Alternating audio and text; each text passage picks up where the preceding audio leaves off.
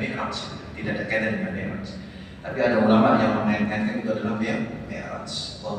Tapi yang terpenting riwayat Ibnu Mas'ud bahwa Allah itu berkata kepada Nabi dengan memberikan 3 hal, dan ini menjadi oleh-oleh dari Sidratul Muntaha, memberikan 3 hal. Apa 3 hal ini? Yang pertama, Bapak-bapak, 3 hal ini. Yang pertama adalah sholat 5 waktu itu. Yang awalnya apa? Sholatnya 50 kali. Itu Sahih Bukhari loh, kita nggak usah mempertanyakan. Itu Sahih Bukhari. 50 kali, terus menjadi berapa? Itu gara-gara siapa? Cerewet siapa? Nabi Musa. Nabi Musa itu cerewet itu. Oh, gak iso. Udah umat tuh gak iso. Bolak-balik gak iso. Bolak-balik gak iso. Gak iso umat tuh gak iso. Akhirnya apa? Nabi akhirnya dapat 5 kan? 5 itu Nabi Musa sih cerewet. Biro Muhammad 5. Jalur keringanan umat nggak bakalan mampu, tapi Nabi nggak mampu cukup ini aja. Khomsun kata Nabi 5 setara dengan 50 kali. Nabi itu bilang begitu. Pertanyaannya apa? Ini yang perlu Bapak ketahui. Kenapa Nabi Musa sampai 50? Nabi Musa masih dorong Nabi Muhammad untuk minta diskon, minta dikurangi. Kenapa? Karena Nabi Musa ini berpikir apa yang dia? Nabi Musa ini punya umat Yahudi Bani Israel, tapi umatnya Nabi Musa ini buta. Umatnya Nabi Musa ini adalah umat yang gak tahu iso ngakoni sholat. Padahal sholat yang diberlakukan kepada Nabi Musa itu oleh Allah saat itu cuma 2 kali. 2 kali. 2 kali itu bukrotan mu'asyiyatan, pagi sama apa? Malam. Pagi sama malam. Masing-masing 2 rakaat. Berarti berapa? 4 rakaat. 4 rakaat. Kau masih bisa ngelakoni. Danio 5 rakaat. Kau lo pikir coba? Danio 5 kali 17 rakaat. Itu yang dipikir oleh Nabi Musa. Tapi apa yang dipikir oleh Nabi Musa itu keliru gitu. Versi Islam. Karena ternyata umat Islam kuat Pak. Ayo coba. Kita sholat berapa? 5 kali itu berapa rakaat? 17 rakaat itu Bapak-bapak. Kalau umpamanya 17 rakaat, rawatibnya berapa rakaat? 12. Itu 17 tambah 12 berapa? 29. Sampai sholat malamnya berapa rakaat? Sing normal, sing standar 11. Wah, itu standar juga kan ya 11 ya. Saya sih kadang-kadang Pak, ya 4 plus 1, 4 plus 3, 2 plus 3. Mikir maksud saya. Tergantung kecapean. Dia kadang gitu, 11, 10, 11. Jadi ambil yang mana nih? Ambil yang mana nih? Yang 11 ya, yang 11 ya. Oke, kalau Bapak bisa kita melakukan 11, berarti tadi ya 29 plus 11 berapa? Udah 40. Iya kan? Hebat kan umat Islam. Jadi apa yang diungkap, yang dikhawatirkan oleh Nabi Musa itu sudah tak pas, udah nggak benar. 40. Lah 2 itu kan 2. Tidak 2. Standar 2. Berapa? Wow. Keren.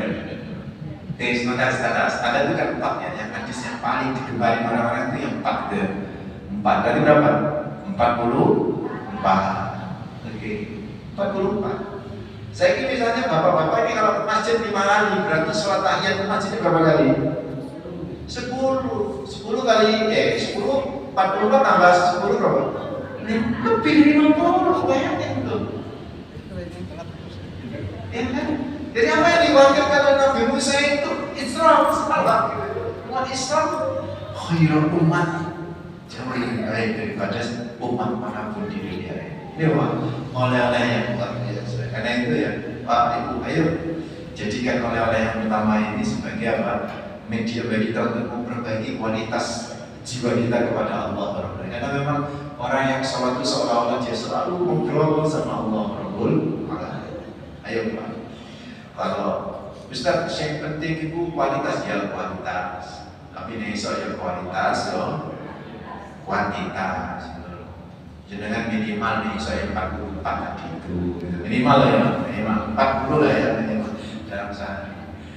Pak ulama-ulama saya kasih tahu ya, yang mungkin nggak masuk akal, dengan bilang nggak masuk akal. Ya terserah, tapi ini riwayat ini sahih. Imam Malik dulu 800 rakaat.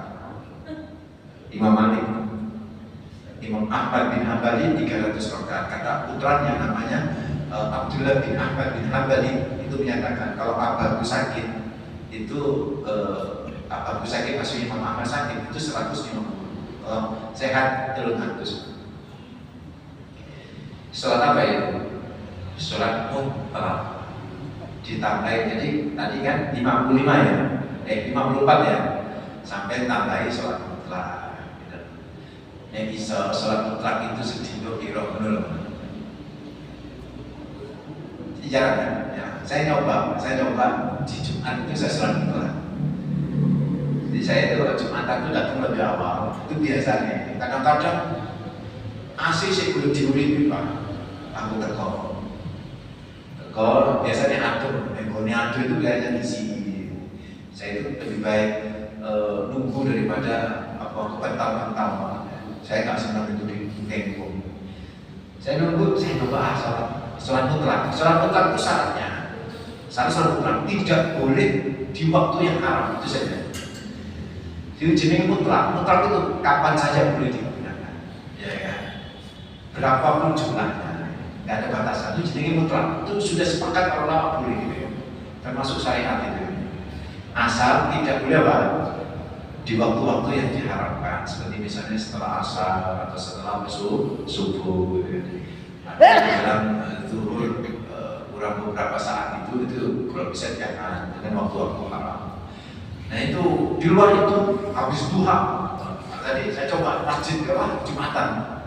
Jadi menjelang jamaah datang aku sholat 2 rakaat salam, sholat 2 rakaat salam, sholat 2 rakaat salam. Ternyata Pak al-Boyobur sekret tak hitung-hitung nggak sampai 20 rakaat. Paling ya 10 itu 2 kali 6 paling 12 itu.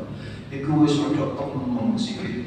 Saya sampai mikir ya Allah, Rasulullah itu sampai sholat, sampai apa bengkak, bayangin. Itu ya ya, sholat mutlak ya. Yang kedua, oleh yang kedua Pak. Oleh yang kedua ini Pak, kata Ibnu Mas'ud, Rasulullah itu dia Rasulullah khawatimah min suratil Baqarah. Diberi 2 ayat terakhir dari surat Al-Baqarah. Itu di langit Pak, masih di Sidratil Muntaha. Amanar Rasul bima unzila ilaihi min rabbih wal mu'minun kullun amana billahi wa malaikatihi wa kutubihi wa rusulihi la nufarriqu baina ahadin min rusulihi wa qalu sami'na wa ata'na ghufranaka rabbana wa ilaikal masir la yukallifu Allahu nafsan illa wus'aha laha ma kasabat wa 'alayha ma iktasabat rabbana la tu'akhidna in nasina aw akhtana rabbana wa la tahmil 'alaina isran kama 'amaltahu 'ala alladhina min qablina rabbana wa la tuhammilna ma la taqata lana bih wa'fu 'anna waghfir lana warhamna anta maulana fansurna 'alal qaumil kafirin. Itu turunnya di Sidratil Muntaha, ngasihnya Allah di Sidratil Muntaha. Dan Nabi sampai bilang begini, man qara'a hataini ayataini min akhir suratil Baqarah, barang siapa yang membaca 2 ayat terakhir dari surat Al-Baqarah di waktu malam, fi lailatin, di waktu malam sebelum tidur, katakan Allah akan cukupi segala kebutuhannya. Itu oleh-oleh dari Sidratil Muntaha. Itu yang kedua. Yang ketiga Pak, ini juga yang privilege untuk umat Islam Pak, yang luar biasa. Jenang noy yang ketiga oleh-oleh dari Sidratil Muntaha. Nomor Itu kata Rasulullah, kata Ibnu Mas'ud, Rasulullah itu diberi oleh-oleh semua umatnya yufaru min ummati, diampuni dari segala dosa-dosa besar kecuali syirik. Jadi koruptor Pak.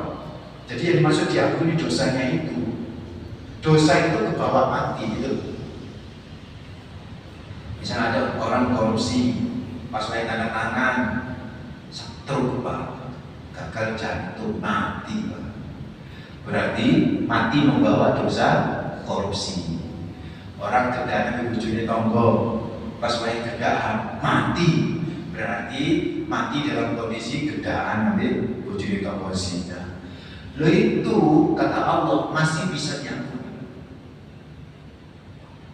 Masih. Kalau masih hidup minta ampun, itu nggak perlu oleh-oleh dari Sidratil Muntaha Pak. Selama kita hayat masih dikandung badan, taubat masih tetap berjalan kan begitu kan? Jangankan dosa besar, syirik juga bisa Pak. Ada orang syirik terus sadar taubat boleh terima Pak. Tapi nek syirik itu gue mati Pak, kan bisa. Itu yang nggak bisa diampuni sama Allah.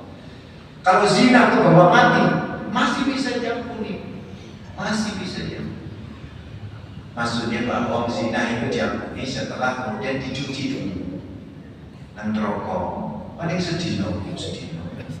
Cuma inna yawma inda rabbika ka'alfi sanatin mimma ta'udun. Satu hari di sisi Tuhanmu setara dengan 1000 tahun. Sehari dicuci, terlalu dibentak. Tapi nek wong syirik, oh gak bisa dientas, dijamin Allah. Terus kholidina fiha dan selamanya. Itu oleh-oleh dari Sidratil Muntaha. Menyenangkan kan? Makanya dari sini apa yang bisa kita lakukan? 3 ini berkesinambungan. Sholat, tadi yang kedua tadi apa?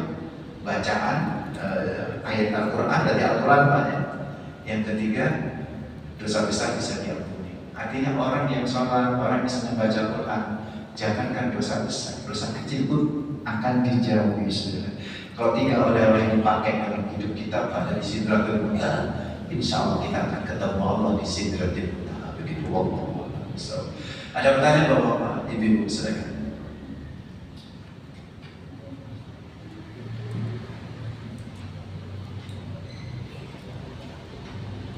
Ya, silakan.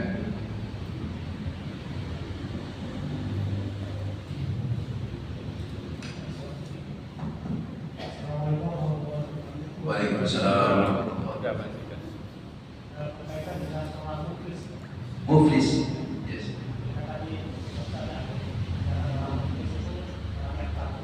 Makrul.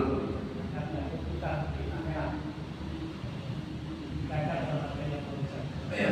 Jadi orang muflis itu orang yang dia amal solehnya banyak, ya kan? Puasanya jalan, sedekahnya oke, gitu. Ngajinya keterima. Tapi melorono hati di tonggo lah. Ini penting nih. Tonggo gak terima, dituntut di akhirat. Ya sama Allah ya wis itu haji ini keterima ibu. Wis paling enak awakmu sing nuntut. Ternyata sing nuntut gak situ uang tonggo Pak. Hampir sekampung sak RT nuntut kabeh. Nanti awake dhewe ku aja bayar nang masjid bolak-balik tapi nang tonggo akur oleh. Itu nanti dituntut tuh. Ternyata teko maneh. Ya Allah, dia itu pernah parkir mobil di kampung saya. Padahal situ jelas tuh. Yang jenenge kampung itu gak oleh parkir nang arep. Akhire ono wong pamit kafe peteng gak iso. Metu gara-gara mobil itu. Ternyata mari parkir metu wong. Mobilnya di jalan. Waduh, dituntut wong sekampung. Akhirnya itu saya kan masjid jukun para sholat di sini, saya kata jukun para sahabat. Itu seorang saya nuntut, wis entek kabeh gitu. Dulu wis entek, ya sudah. Saya nuntut pasti punya dosa kan? Saya nuntut banyak dosa. Akhirnya saya nuntut punya dosa, dosaku lepas ke dia, bisa dilepas ke dia, lepas ke dia. maka faturiha finnar, ya disebutkan, maka dia akhirnya apa? Membawa dosa dan dicemplungkan ke neraka. Terus apa yang jadi persoalan? Yang menjelaskan saya, nggak ada. Karena ini cemplungkan di neraka nanti kan di tasnya, dicemplungkan di neraka paling sedino, orang dino. Menurut kita itu di tas pak. Semua umat Islam pasti masuk surga. Cuma mampir apa tidak tergantung amal soleh dan amal tolak-tolehnya dia. Begitu, gitu ya. Oke. Kalau syirik, kafir, munafik, sudah pasti itu masuk neraka dan tak pernah bakal masuk surga. Begitu, Allah. Ada lagi, silakan. Ya, monggo.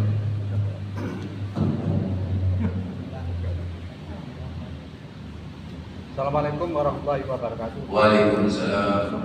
Begini Pak Ustaz, kalau tadi Nabi Muhammad ketika Mi'raj bertemu dengan Nabi Adam, Nabi Idris, terus terakhir Nabi Ibrahim, Nabi Musa, pada saat itu kan para nabi ini sudah meninggal. Apakah bisa sana? Kan dalam Al-Quran itu orang kalau sudah meninggal itu kan ada dua. Istilah bahasa sosialnya itu ada yang kerasan, nggak kerasan. Karena hatta idza jaa ahadul mautu qala rabbi irji. Nah ini bang pertama. Yang kedua, orang yang mau kembali pada dunia itu kan ingin beramal soleh, tetapi dia nggak bisa. Dari sini lah para nabi itu kan termasuk kelompok orang-orang yang nggak ingat kembali karena sudah menjalankan amal soleh semua. Kira-kira apa nggak bertahan dengan ayat ini? Betul. Jadi selama karena di dalam ini kan ada barzah. Barzah itu suatu tembok atau dinding yang sangat tebal yang nggak bisa ditembus. Tetapi kenapa kok Nabi Musa, Nabi Ibrahim ada di langit? Pertama, yang kedua, bisakah hidup di sana? Itu yang dimaksud ayat itu Pak, itu di dunia Pak, kembali ke hidup di dunia.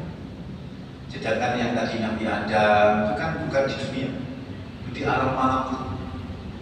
Jadi itu di alam malakut. Satu. Terus yang kedua,